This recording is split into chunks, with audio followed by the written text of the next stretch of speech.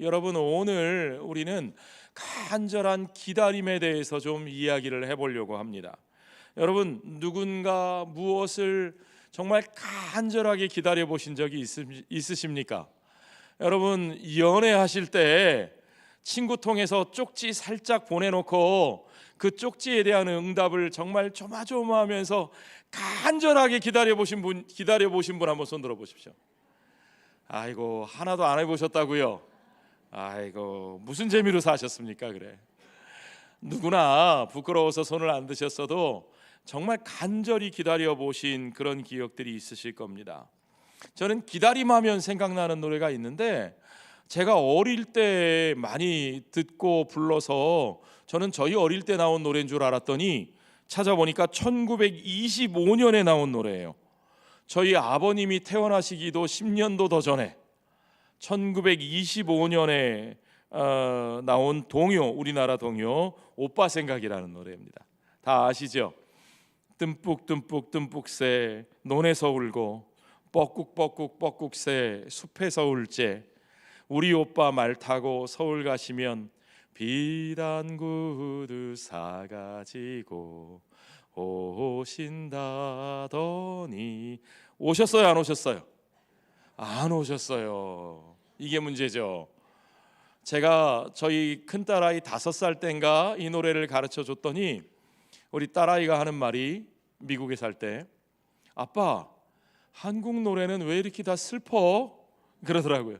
어린이들 노래인데 왜 이렇게 슬퍼? 그러더라고요. 정말 동요인데 참 슬픈 노래들이 많았어요. 2절은 더 슬픕니다. 기럭기럭 기럭이 북에서 오고 귀뚤귀뚤 귀뚜라미 슬피 울건만, 서울 가신 오빠는 소식도 없고 나뭇잎만 우수수수 떨어집니다. 아마 지금 요런 철에 만들었던 노래가 아닐까 싶습니다. 참 우리 민족에게는 그런 애절한 슬픔이 있죠. 무언가 아련한 기다림의 정서가 우리에겐 있지요. 그런데요, 바로 그런 마음이 성경 속에도 굉장히 많이 나타납니다. 여러분, 성경에는 간절한 기다림의 이야기들이 정말 많이 있습니다. 그 기다림들 중에서 특히 많이 등장하는 이야기가 뭐냐면, 아기를 간절히 기다리는 여인들의 이야기가 얼마나 많이 나오는지요. 여러분, 아브라함과 그의 아내 사라의 이야기, 여러분, 사라의 마음을 생각해 보세요. 하나님이 아들 주시겠다 그래 놓고 자손을 하늘의 별같이 주시겠다 그래 놓고는 남편이 100살이 될 때까지 안 주셨어요. 아니, 100살이 된 남편을 쳐다보면서 사라의 마음이 어땠겠어요? 주시는 거야, 안 주시는 거야, 어떻게 되는 거야? 여러분, 이스라엘의 조상인 야곱, 그의 이름이 이스라엘이라 했던 그 야곱이 사랑했던 아내가 라헬입니다. 그런데 남편의 사랑만 받으면 뭐해요? 아이가 없어요. 레아는 쑥쑥 아이를 잘 낳는데 자기는 아이가 없어요. 그 라헬의 마음이 어땠겠습니까? 사사기 13장의 삼손의 부모들의 이야기도 정말 아들을 간절히 기다렸다가 주셨을 때 그 아들을 나실인으로 드리는 이야기입니다. 사무엘상 1장에 나오는 사무엘의 어머니 한나의 이야기는 더 리얼하죠. 한나가 울면서 기도하다가 술 취한 여자라고 오해받을 정도로 그렇게 간절히 기도했는데 하나님께서 그에게 아들을 주시니까 그 아들을 성소에 드리고 나실인으로 드려서 그가 결국은 다윗을 예비하는, 다윗을 기름 부어 세우는 사무엘로 세우심을 받은 거 아닙니까? 자, 그런 이야기들처럼 오늘 우리가 읽은 이야기, 예수님의 이야기 앞에 나오는 사가랴와 엘리사벳, 세례 요한의 어머니와 아버지의 이야기입니다. 자, 사가랴는요, 예루살렘 밖에 유다 산지에 살던 아비야 반열의 제사장이라 그랬어요. 예루살렘 밖에 살았으니까 대제사장은 아니에요. 대제사장만 예루살렘 안에 살고 다른 제사장들은 밖에 살면서 그들의 제사장들의 반열을 따라서, 반차를 따라서 순번이 되면 예루살렘에 들어가서 성소에서 봉사하는 일을 하는 사람이에요. 그 아내인 엘리사벳도 아론의 자손이라 그랬으니까 레위 지파 사람이겠죠. 둘 다 제사장 가문의 사람들입니다. 이 사람들이 하나님 앞에서 의롭고 경건하게 살았습니다. 계명과 규례를 지키면서 살았습니다. 하나님께서 주신 임무를 성실하게 수행하면서 사는 사람들이었지만, 그런데 그럼에도 불구하고 그들에게는 뭐가 없었어요? 자식이 없었습니다. 그리고 이제는 더 이상 기다릴 수도 없는 그런 시기가 되었습니다. 누가복음 2장 7절에 보니까, 오늘 읽지는 않았지만 엘리사벳이 잉태를 못함으로 그들에게 자식이 없고 두 사람의 나이가 어떻게 됐다고요? 이미 많았다고요.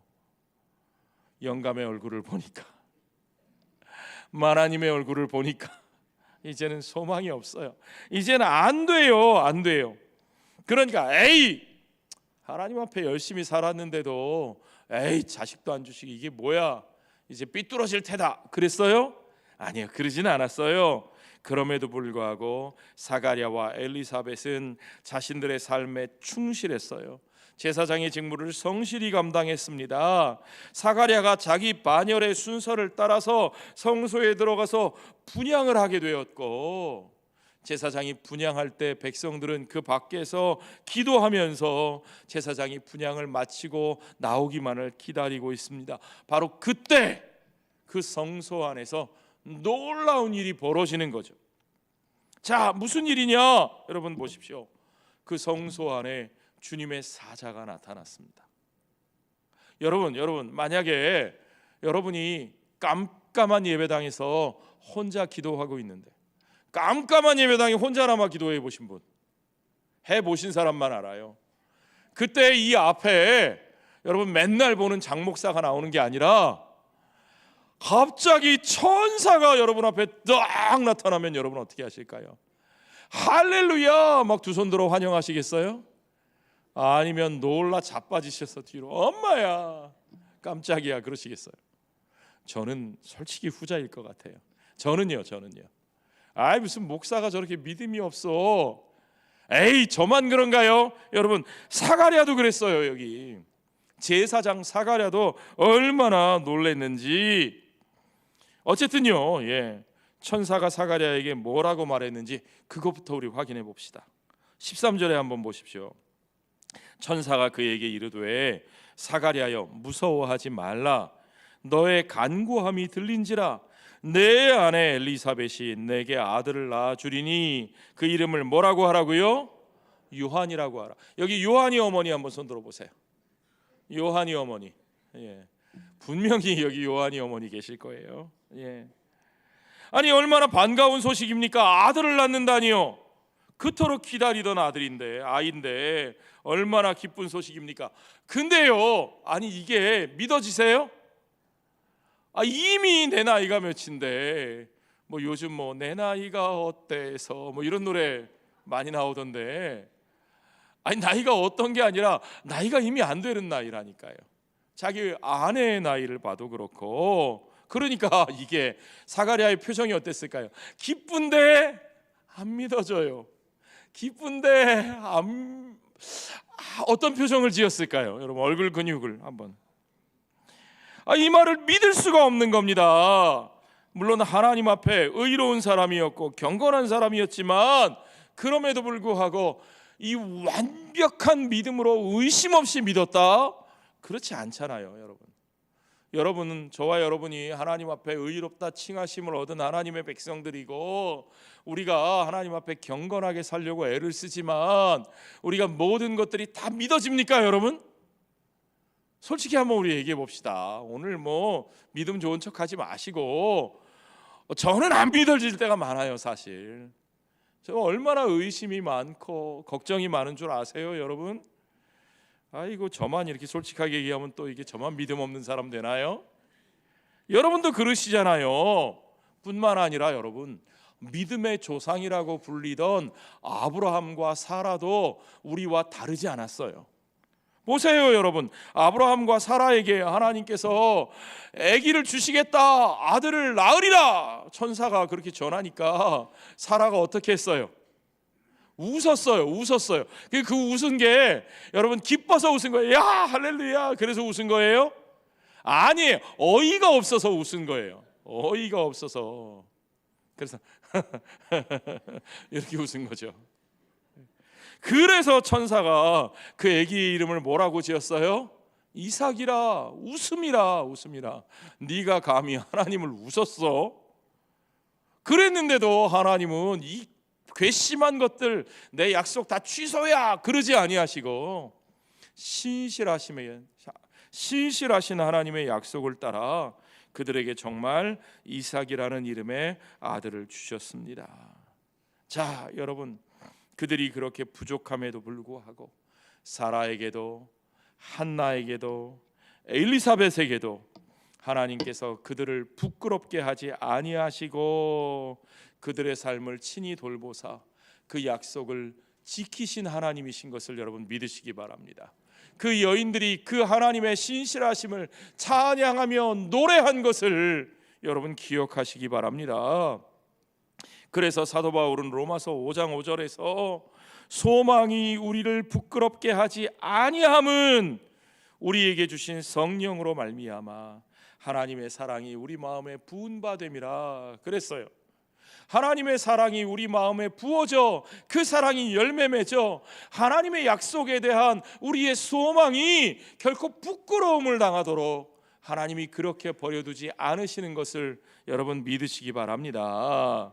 자, 여러분, 이 기쁜 소식은요 사가랴 부부에게만 기쁨이 되는 것이 아니고 또한 많은 사람들에게도 기쁨이 된다고 천사는 말하고 있습니다. 14절에 보십시오. 너도 기뻐하고 즐거워할 것이요 많은 사람도 그의 태어남을 기뻐하리니 그랬어요. 여러분, 이게 중요한 영적 원리입니다. 하나님은요 자기 백성을 돌보실 뿐만 아니라 그 자기 백성을 향해서 이루신 역사를 통해서 그들의 기쁨만 주시는 것이 아니라 만민에게 큰 기쁨을 허락하시는 분이신 것을 여러분 믿으시기 바랍니다. 하나님은 저와 여러분에게 주시는 기쁨이 우리의 만족만 되는 것이 아니라 그것을 통해서 만민이 같이 기쁨을 누리도록 역사하시는 분이신 것을 여러분 믿으시기 바랍니다. 그러면 여러분, 도대체 아니 사가랴의 집에서 아기가 태어난다는데 그게 왜 도대체 많은 사람들의 만민의 기쁨이 된다는 말인가? 왜 그런가? 한번 보십시오. 15절에 이는 그가 주 앞에 큰 자가 되어 포도주나 독한 술을 마시지 아니하며 모태로부터 성령의 충만함을 받아 그랬어요.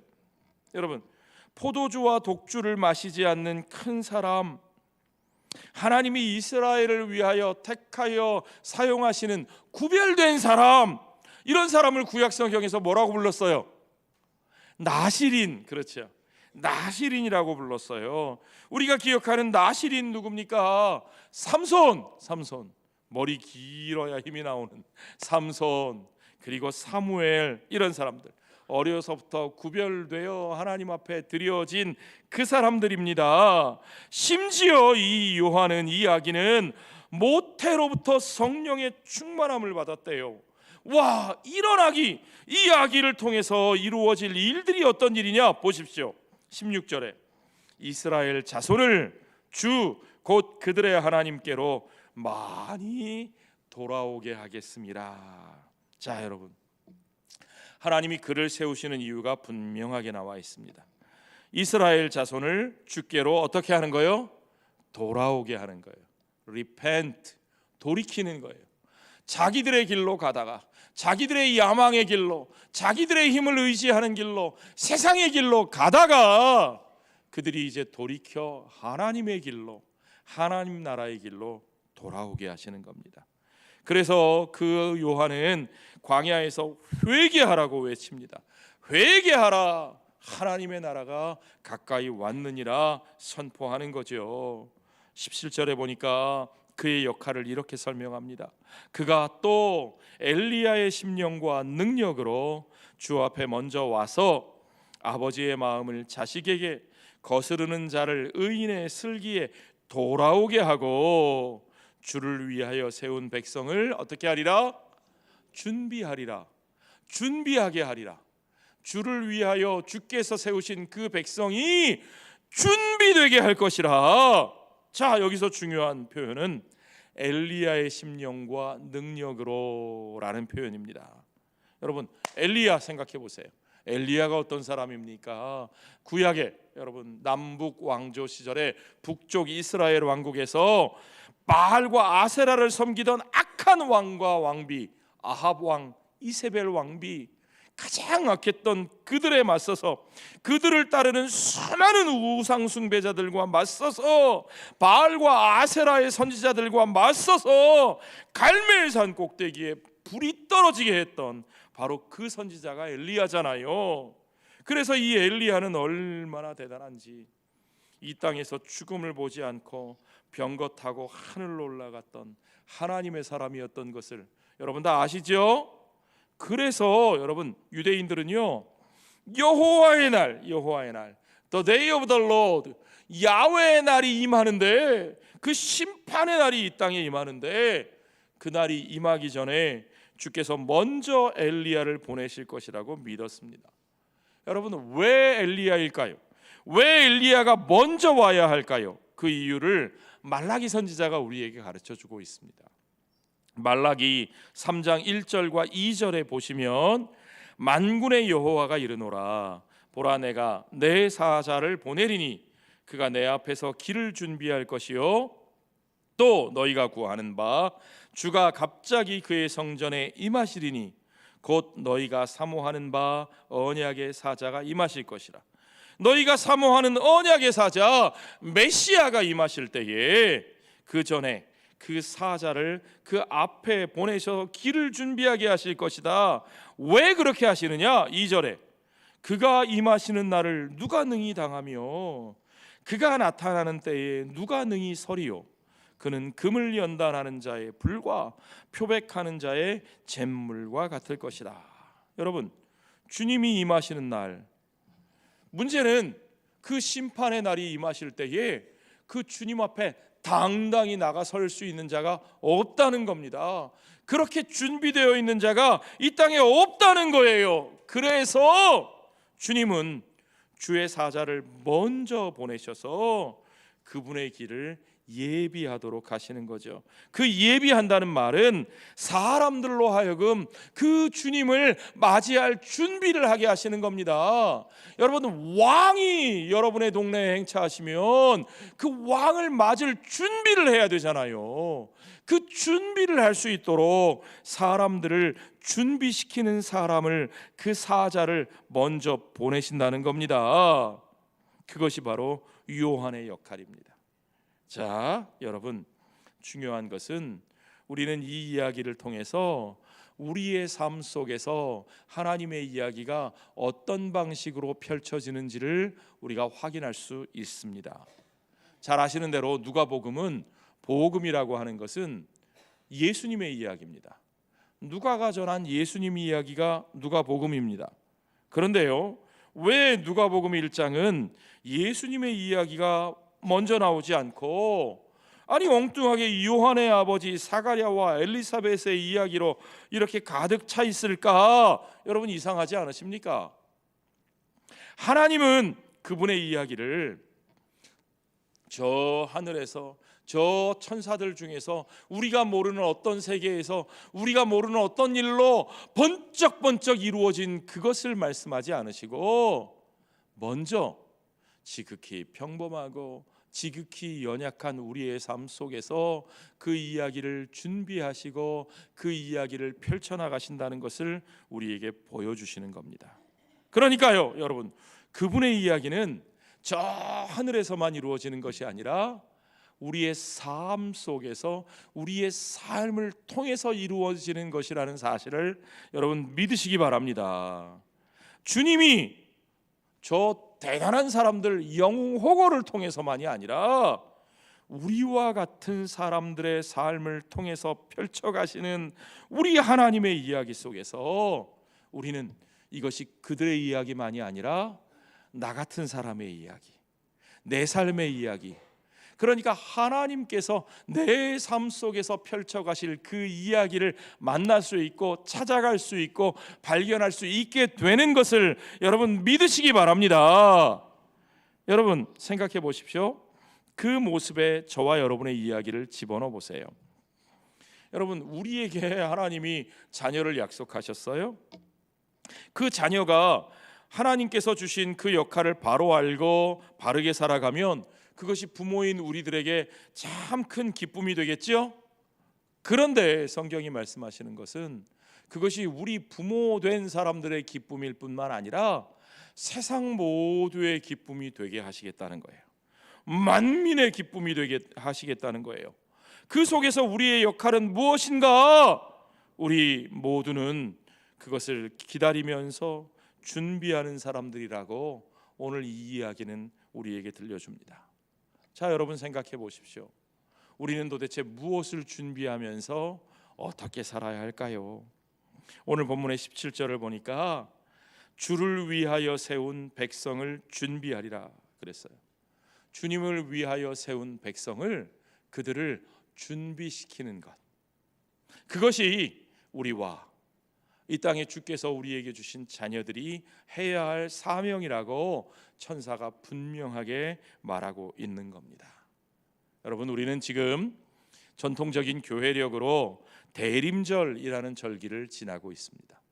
영어로는 애드벤트라고 하는데요, 이 대림절 절기는 11월 마지막 주일, 그러니까 요즘 절기로는 추수감사절 지난 후에 주현절, 교회력의 정식 이름으로는 주현절, 주님이 드러내시는, 나타나시는 날, 그래서 주현절인데 요즘 우리는 성탄절이라는 말이 더 익숙하죠.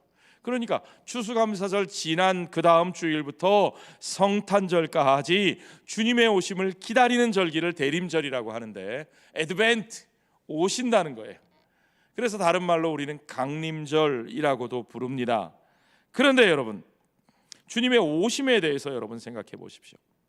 하나님은 주님의 초림을 준비하는 사람으로 세례 요한을 세우셔서 그 시대의 사람들을 준비하게 하셨습니다.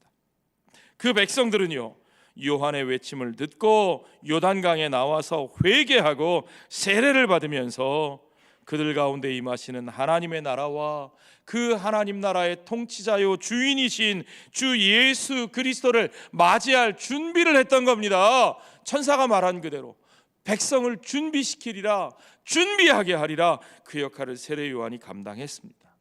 그리고 오늘 우리들도 주님의 오심을 기다리고 있습니다. 아니, 주님의 초림은 벌써 끝난 거 아니야? 예, 그렇습니다. 오신 주님은 또한 우리가 보는 데서 들리워지심을 본 그대로, 그 모습 그대로 이 땅에 다시 오신다고 말씀하신 것을 여러분 믿으시기 바랍니다. 말라기 선지자가 말한 것은 주님의 초림뿐만 아니라 주님의 다시 오심의 역사도 우리에게 들려주는 겁니다. 그런데 그가 선포한 것처럼 주님이 다시 오실 때에 그분은 온 하늘과 땅의 심판자로 오실 것입니다.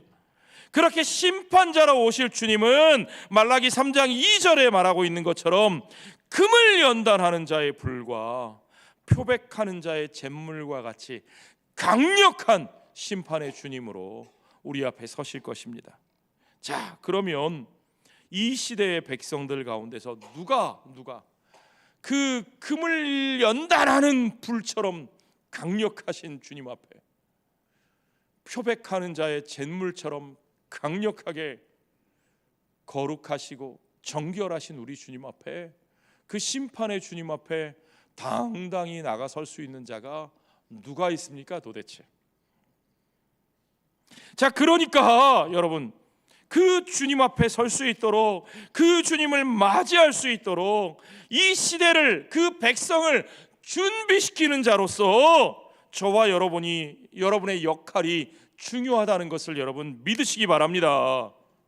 주님이 아직도 우리에게 은혜의 문을 열어주셨을 때 우리들이 세례 요한처럼 주님의 다시 오실 그 길을 예비하며 그 백성들을 준비시키는 자로 그 사명을 감당해야 할 줄로 믿습니다.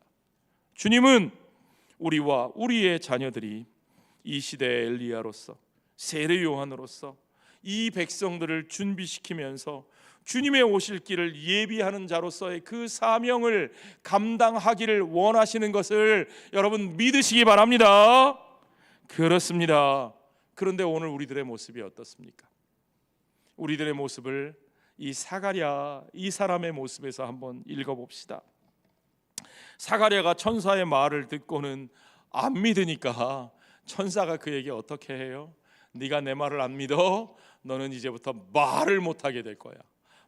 벙어리를 만들어 버렸어요. 아니 이 좋은 소식을 전해야 되는데 벙어리를 만들어 버렸어요. 사람들은 제사장이 분향하고 나올 때에 그가 어떤 이야기를 전해줄까 기다리고 있는데 안에서 무슨 일이 있었나 궁금해하는데 말을 못해요. 어떻게 했을까요? 나와서 말을 못하는 사람이 거기서 되어진 놀라운 일을 전해야 되겠는데 어떻게 해야 할까요? 천사 이렇게 할까요? 예, 말을 못하는 그 모습, 참 제사장이 믿음이 없어서 말을 못하게 되는 벌을 받고 얼마나 어리숙하고 얼마나 모자라 보이고 측은해 보이기까지 하는 그 모습. 그런데 여러분, 그 부족해 보이는 모습이, 그 1% 부족한 모습이 저와 여러분의 모습 아닙니까? 그런데 여러분, 하나님은 그런데도 그 모습 그대로 그를 쓰신 것을 믿으시기 바랍니다. 손짓 발짓 다 해가면서 제대로 설명도 할 수 없지만 그런데도 하나님은 그대로 그를 쓰시는 하나님이십니다. 23절에 보니까 그 직무의 날이 다 되매 집으로 돌아가니라 그랬어요. 집으로 돌아가니까 그를 기다리는 진짜 기쁨의 소식이 있습니다. 그게 뭘까요? 24절 25절에 보니까 이후에 그의 아내 엘리사벳이 잉태하고, 와, 엘리사벳 할머니가 잉태했대요. 여러분, 우리 여기 계신 70대 80대 권사님들이 어느 날 갑자기 배가 불러오시면 어떻게 하겠어요? 여러분, 동네 나다니시겠어요? 교회 오실 수나 있으시겠어요? 아이고야, 얼마나 창피한지. 엘리사벳도 부끄러워서 5개월을 집안에만 숨어 있었는데, 그런데 25절에 보니까 주께서 나를 돌보시는 날에 사람들 앞에서 내 부끄러움을 없게 하시려고 이렇게 행하심이라 하더라. 아멘. 그렇습니다. 자, 여러분, 예수님의 탄생이라고 하는 이 놀라운, 정말 놀라운 이야기에 앞서서 우리들의 삶 속에 우리들을 쓰시고 우리들을 준비시키시는 이 재미난 이야기, 이 속에 정말 중요한 교훈이 숨어 있습니다.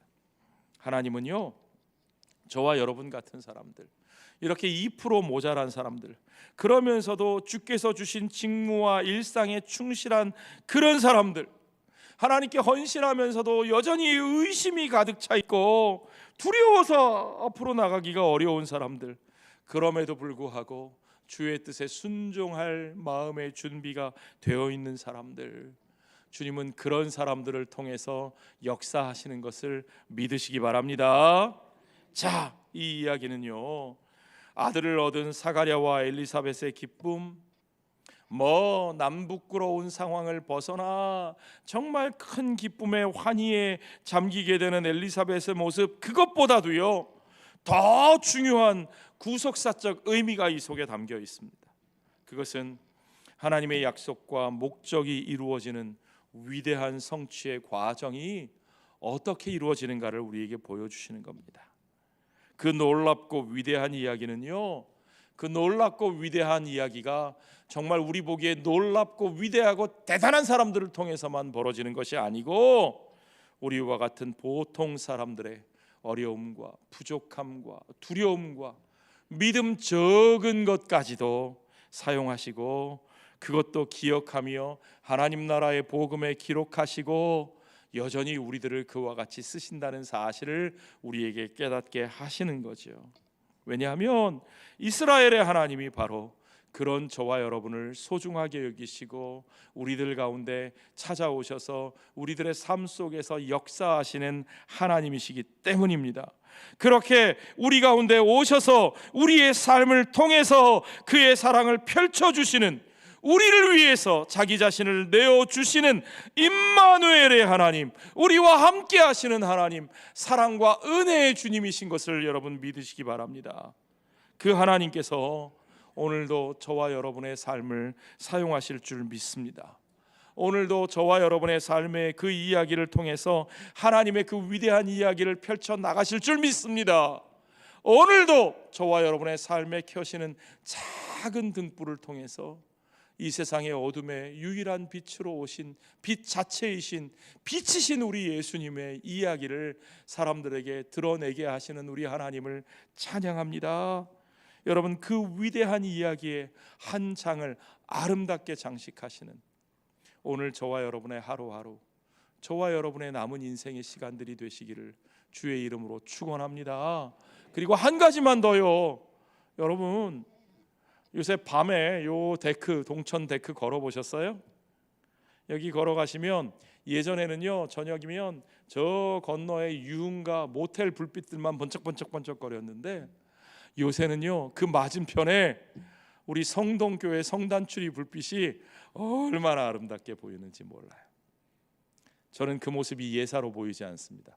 저쪽에 저 불빛과 이쪽에 이 불빛이 마주보고 있는 모습, 여러분, 세상의 어둠에 저 환락의 불빛에 맞서서 그 세상에 대한 대안을 제시하는 하나님의 빛의 공동체로 예수 그리스도의 몸으로 세워진 우리 교회의 역할이 얼마나 소중한지 저는 저 불 1년 내내 켜놨으면 좋겠습니다.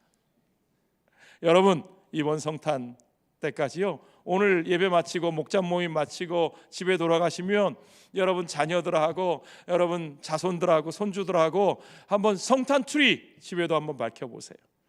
뭐 아파트에서 어디다 만들어 놓냐고요? 뭐 베란다에다가 밝히셔도 좋고, 여러분 현관 앞에 뭘 하나 붙여 놓으셔도 좋고, 여러분의 집 안에 작은 트리 거기에 등불을 달아서 불을 켜셔도 좋겠습니다. 예수님 오신 그날을, 빛이신 주님을 이 어두운 세상에 우리가 좀 요란하게 드러냈으면 좋겠어요. 우리라도 요란하게 증거했으면 좋겠어요. 그래서 우리 마음속에 있는 그 불빛이, 우리와 함께 계신 주님의 불빛이 저들에게도 전해질 수 있도록, 그 사랑이, 그 은혜가, 빛이신 주님이 저들에게 전해질 수 있는 그런 성탄 시즌이 되시기를 주의 이름으로 축원합니다.